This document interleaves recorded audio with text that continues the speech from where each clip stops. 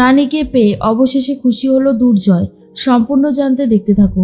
গল্পের শুরুতেই দেখা যায় দুর্জয় বারবার রানীর কথা জিজ্ঞেস করে। রানীকে যে সে নার্সিংহোমে দেখেছিল সেটা নিয়েই সবাইকে জিজ্ঞেস করতে থাকে। রিতম তখন বলে, ঠিক আছে ভাই, বলছি, তুই একটু শান্ত হ। আসলে রানী তোদের ওই নার্সিংহোমেই নতুন জয়েন করেছে। ও মেডিকেল পরীক্ষায় একদম টপ হয়েছে, জানিস তো, টপার বলতে গেলে। ও খুব ভালো রেজাল্ট করেছে। দুর্জয় পুরোটা শোনার পর বলে, তার মানে ম্যাডাম তার কথা রেখেছে। ও বলেছিল ও ঠিক ডাক্তারি পরীক্ষায় পাশ করবে, আর সেটাই হয়েছে। অনিশা তখন বলে, হ্যাঁ রে জয়, আমি তো জানতামই না, বিশ্বাস কর, যে রানী আমাদের নার্সিংহোমে জয়েন করছে। আমি পরেই জানতে পেরেছি। আমাদের যে HR রয়েছে সেই আমাকে বলেছে। দুর্জয় তখন বলে, ভালো তো, ম্যাডাম ডাক্তার হয়ে গেছে, এখন তো আর অহংকারে মাটিতে পা পড়বে না। কিন্তু আমার মেয়েটার জন্যই তো আমার সব থেকে বেশি কষ্ট হয়। আচ্ছা, হ্যাঁ, আমার চোখটা এখনই ভগবান কেন নিয়ে নিল রে? আমি কি তবে আমার পাপের শাস্তি পেলাম? আমি কি একবারও আমার মেয়েকে দেখতে পারবো না? আমার যে খুব কষ্ট হচ্ছে। আমার মেয়ের ডেলিভারিটা আমি নিজের হাতে করিয়েছিলাম। সেই সমস্ত দিনগুলোর কথা মনে পড়লে আজও গায়ে কাটা দেয়। আর আজ আমি আমার মেয়েকেই দেখতে পাচ্ছি না। সব কিছু হয়েছে ওই রানীর জন্য। একটাবার কি আমার মেয়েকে আমার কাছে নিয়ে আসা যেত না? রিতম মনে মনে বলে, তোকে কি করে বলবো রে ভাই, রানী এসেছিল দুনিকে নিয়ে, কিন্তু কাকিমণি বড় বৌদি ইচ্ছে করে ষড়যন্ত্র করে ওদেরকে বাড়ি থেকে বার করে দিয়েছে। ওদের যে এত পাপ, কোথায় যে যাবে সেটাই মাঝে মধ্যে ভাবি। কি হতো দুনিকে ভেতরে ঢুকতে দিলে? এরপর দুর্জয় বলে, কি রে শেষদা ভাই, কিছু বল। তখন রিতম বলে, ভাই তুই চিন্তা করিস না, আমরা আছি তো, আমরা ঠিক দুনিকে নিয়ে আসবো। এত চিন্তা করছিস কেন তুই? আর তার মধ্যেই দেখা যায় পিঙ্কি বৌদি চলে এসেছে আর বলে, জয়, তোমার না শরীরটা খারাপ, তুমি এত ব্যস্ত হয়ে উঠেছো কেন? তুমি এখন রেস্ট নাও, আর অন্য কোনো কথা ভাববে না তুমি। একটা কথা মনে রেখো, তোমার কিন্তু শরীর খারাপ, হ্যাঁ? আর শরীর খারাপ নিয়ে তুমি এই সমস্ত চিন্তাভাবনা কেন করছো? যেই মেয়েটা তোমাকে ছেড়ে চলে গেছে, আবারও এখন ইন্ডিয়াতে ফিরে এসে তুমি তার কথা ভাবতে শুরু করেছো? তখন অনিশা বলে, বড় বৌদি, কি হচ্ছে কি, তুমি ওর সাথে এইভাবে কথা বলছো কেন? বড় বৌদি বলে, কেন, ভুল কি কিছু করেছি? আমার তো কোনোভাবেই মনে হচ্ছে না যে আমি ভুল কিছু করেছি। আমি ঠিকই বলেছি, জয়ের এই সময় বিশ্রাম নেওয়া উচিত। আর ও সেইভাবে তখন থেকে রানীর কথাই জিজ্ঞেস করে যাচ্ছে, তাই আমি তো আপত্তি জানাবই, তাই না? এরপরেই দুর্জয় বলে, একটা কথা আমি বুঝতে পারছি না বড় বৌদি, তুমি কেন এসবের মধ্যে নাক গলাচ্ছ? তোমার কোনো কথাই আমার বিশ্বাস বা ভরসা হয় না। এর মধ্যেই তখন অনিশা বলে, জয় তুই শান্ত হ, এরকম করিস না। পিঙ্কি বৌদি বলে, জয় তুমি আমাকে যতই দূরে ঠেলে দাও না কেন, তোমার ভালো মন্দের ব্যাপার যেখানে জড়িয়ে আছে আমি সেখানে নাক গলাবই। এই যে মাধুরী, বুনু, পিনু, চলো চলো চলো, বাইরে চলো। এখন এখানে শুধুমাত্র অনিশা আর জয় থাকবে। কি হলো বিনু, চলো। এরপর ওদেরকে জোর করে বাইরে বার করে দেয় আর বলে, শোনো, তোমাদেরকে একটা কথা বলছি। অনিশা আর জয়কে আলাদা করার চেষ্টা করলে আমার থেকে খারাপ কিন্তু আর কেউ হবে না। রিতম বলে, তুমি কি বলতে চাইছো?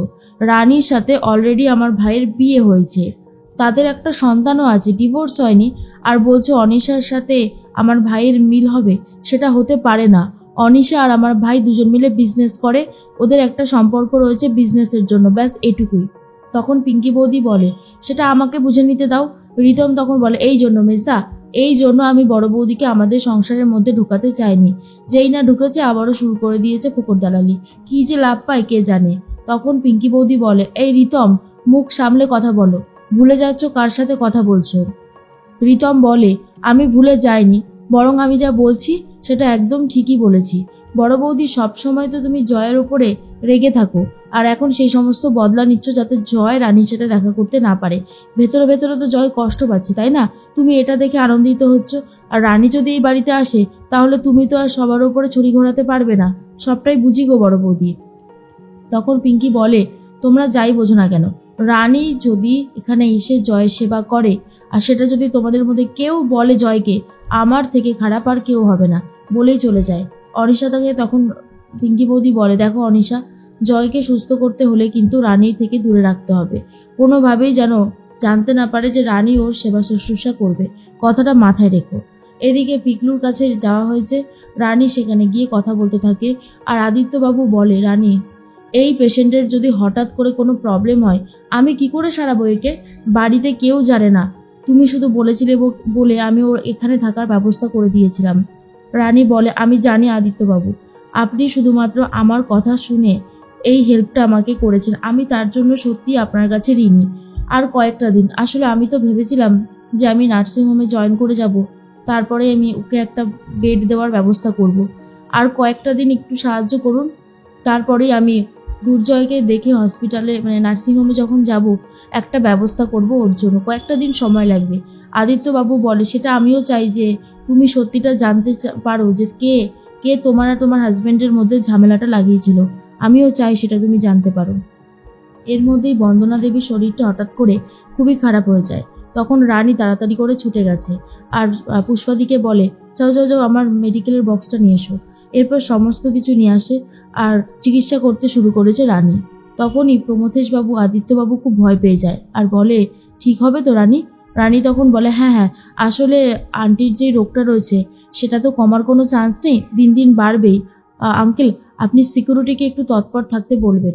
এই সময়টা এমনই একটা সময় না, আন্টির মনের মধ্যে অনেক বেশি কিছু কিছু চরিত্র তৈরি হবে, কাল্পনিক চরিত্র, যেটা আন্টি নিজে নিজে বানাবে। আন্টি তাদের সাথে দেখাও করতে চাইবে বাইরে গিয়ে, তো যখন তখন বাইরে চলে যেতে পারে। সেই জন্যই বলছি সিকিউরিটিকে কিন্তু তৎপর থাকতেই হবে। প্রমথেশবাবু বলে, ঠিক আছে, আমি বলে দেবো, তুমি চিন্তা করো না এসব ব্যাপার নিয়ে। এর মধ্যেই রানী বলে, আন্টিকে আমি সবসময় যেমন দেখে রেখেছি এখনও সেইভাবেই দেখে রাখবো আঙ্কেল। আদিত্যবাবুকে বলবেন, আদিত্যবাবু আমাকে ভুল বুঝছে, ভাবছে আমি হয়তো স্বার্থপর। আমি ভেবেছিলাম একটা সময় যে আমার নার্সিংহোমটার আশেপাশে আমি একটা ফ্ল্যাট নিয়ে দুনিকে নিয়ে চলে যাব, কিন্তু আমি তো সেই দিনগুলোর কথা ভুলিনি যখন আমার কাছে কিচ্ছু ছিল না। তখন আপনারা যেভাবে আমাকে সাহায্য করেছিলেন, আমাকে এই বাড়িতে আশ্রয় দিয়েছিলেন, সেই কথাগুলো আমি কোনোদিন ভুলতে পারবো না। তাই আমার পক্ষে যতদিন থাকা সম্ভব আমি অবশ্যই এখানেই থাকবো। প্রমথেশবাবু বলে, আমি জানি রানী, তুমি খুব ভালো মেয়ে, ভগবান তোমার মঙ্গল করুক, সবসময় এটাই চেয়েছি, আজও এটাই চাইবো, ভালো হোক তোমার। এর মধ্যে রানী চলে গেছে দুর্জয়ের কাছে, দুর্জয়কে ডাকতে থাকে। দুর্জয় তখন বলে, কে? রানী, রানী তুমি এসেছো? রানী, আমি তোমাকে খুব ভালোবাসি, তুমি আমাকে ছেড়ে এইভাবে চলে গেলে কেন বলো তো? তোমাকে পেয়ে আমি আমার জীবনে অনেক সুন্দর সুন্দর মুহূর্ত কাটিয়েছিলাম, কিন্তু যবে থেকে তুমি আমার জীবন থেকে চলে গেছো আমার জীবনটা একেবারেই শূন্য হয়ে গেছে। আমি তোমাকে খুব ভালোবাসি রানী, তুমি আমাকে ছেড়ে কোথাও যাবে না তো? রানী বলে, না দুর্জয়, তোমাকে ছেড়ে আমি কোথায় যাব? আমি তোমার কাছেই থাকবো, আমি সবসময় তোমার কাছে আছি আর কাছেই থাকবো, কোথাও যাব না। কিন্তু এরপরেই দুর্জয় ভাবে যে দুর্জয় ওটা পুরোপুরি স্বপ্ন দেখেছে, আদতেও রানী আসেনি। আর এটা দেখার পর দুর্জয়ের মনটা খুবই খারাপ হয়ে যায়। অন্যদিকে পিকলুর যেই গাড়িটার সাথে দেখা হয়েছিল, সেই গাড়িটার যে ওনার ছিল অলোক সেন, তার বাড়িতেই চলে গেছে রানী আর সেখানে গিয়ে কথা বলতে থাকে, কিন্তু সেরকম কিছুই জানতে পারে না। তবুও রানী হাল ছাড়েনি, চেষ্টা করে যাচ্ছে যদি সত্যিটা বার করা যায়।